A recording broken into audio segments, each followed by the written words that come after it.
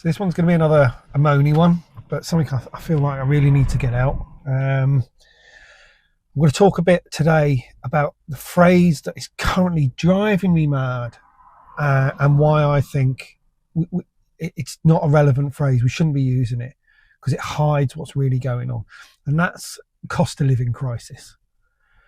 I am sick to the back teeth of hearing about it because it doesn't exist, and I'll tell you why.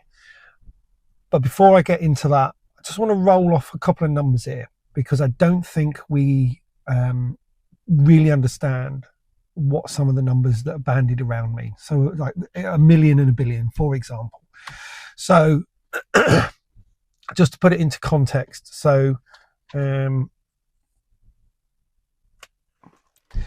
just to put it into context. So 1 million seconds is 11 days, 13 hours, and 46 minutes, give or take. That's 1 million seconds.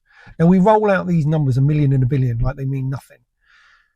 1 billion seconds. A quick think. I wonder how many days that might be. Got a number in your head. Unless you've seen videos telling you, you'll be nowhere near. I promise you.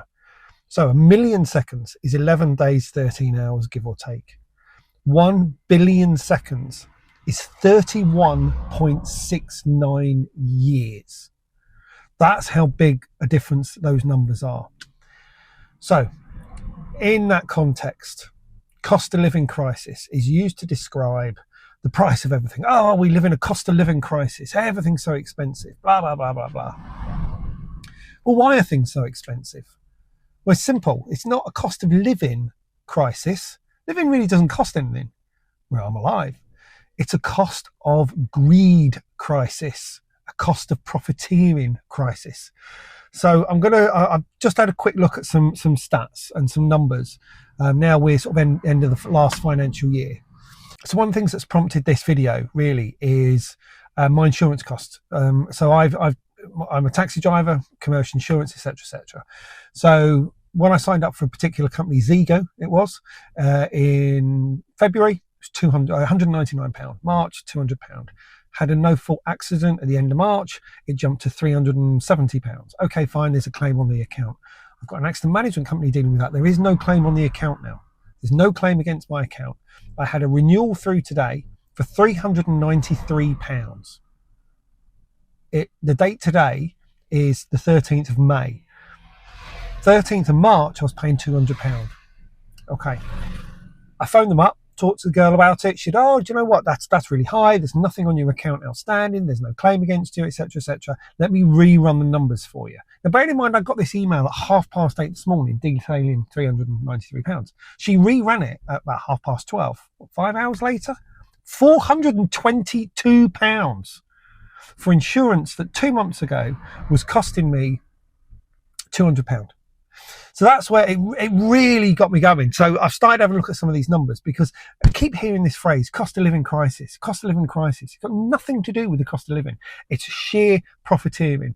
And unless we have governments in charge that start to regulate or do something about the rampant profiteering, we are absolutely fucked. Absolutely fucked. So just some random numbers here for you. So at time of recording, say this is 13th of May, current CPI inflation in the UK, which is a consumer price index, which is basically the general price of things, is running at 2.6%. That's down from 2.8% in March. So in layman's terms, things should be 2.6% more expensive than they were like the month before or last year or whatever. So, there's a slight increase. So bear that in mind, 2.6% is the inflation rate right now. So just looking at supermarkets, so where we buy our food, what are their profit rates like? Well, let's have a look, shall we? They're all public, we'll publish them. So Sainsbury's announced 2024 profits, pre-tax profits of £761 million. That's 8.6% increase on last year. Tesco's, £3.1 billion. That's 10.9% increase year on year. Asda, £1.1 billion, 5.8% increase year on year. Well, inflation's at 2.6%. Yet we've got companies here generating 5.8, 10.9, 8.6% interest. And over the three companies, there's about, give or take, £5 billion of pre-tax profits. £5 billion of profits when we are struggling. And you go into Sainsbury's, and a pack of energy drinks a month ago was £4.80.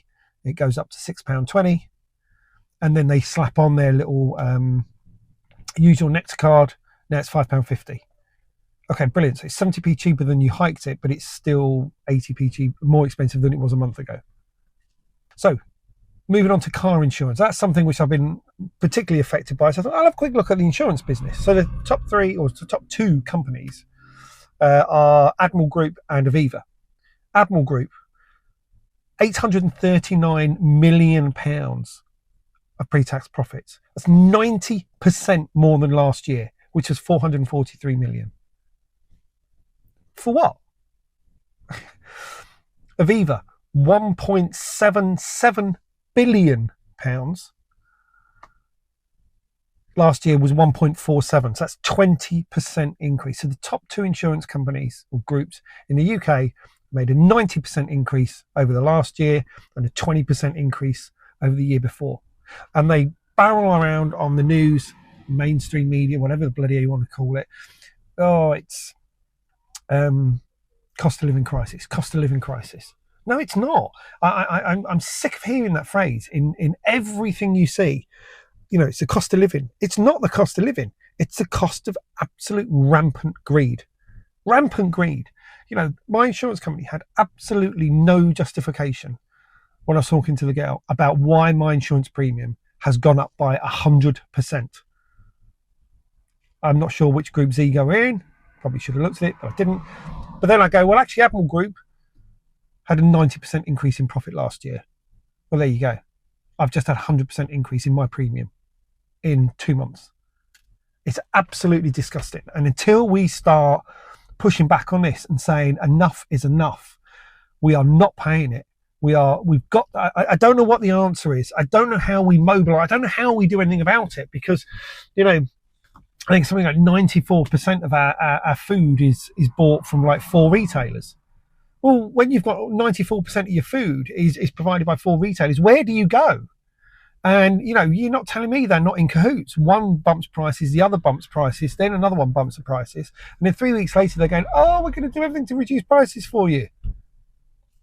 And then when you go into Asda, what do you get greeted with on the tills when you go to self-service tills? Would you like to donate to charity? Mate, I've had to sell the pot that I piss in to be able to buy a loaf of fucking bread. No, I don't want to donate to fucking charity. Why don't you donate a fraction of your £1.1 billion? Get that in, £1.1 billion. I don't know what the answer is. I don't know how we're going to get out of it. We have to have some sort of regulation about the rampant profiteering that's going on. You know, be these windfall taxes, whatever it is. Everything is driven by the fucking stock market and this exponential growth, just constant growth on the backs of the working people. I don't know. I have no idea what the fucking answer is.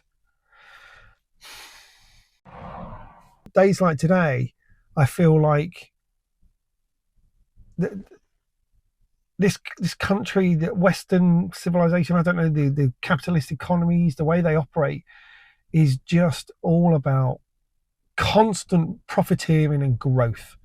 And you cannot sustain that. And the investors move from business to business and sector to sector like giant fucking leeches, sucking the lifeblood out of everything until there's nothing left, and then they move on to the next thing. And in the meanwhile, the people that are selling us our food are absolutely scamming us and making billions and billions and billions of profit on our backs. So our pensions are invested in it, and we go, oh, that's brilliant. But in the meantime, we seem to forget that, okay, maybe my pension investments is going to be a little bit better off.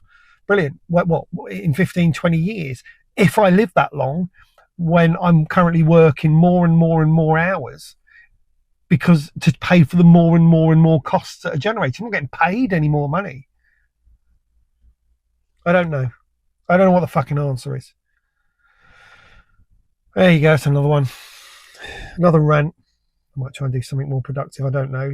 But it's really fucking getting to me right now. And I know it's getting to a lot of people. But it's just fucking tough.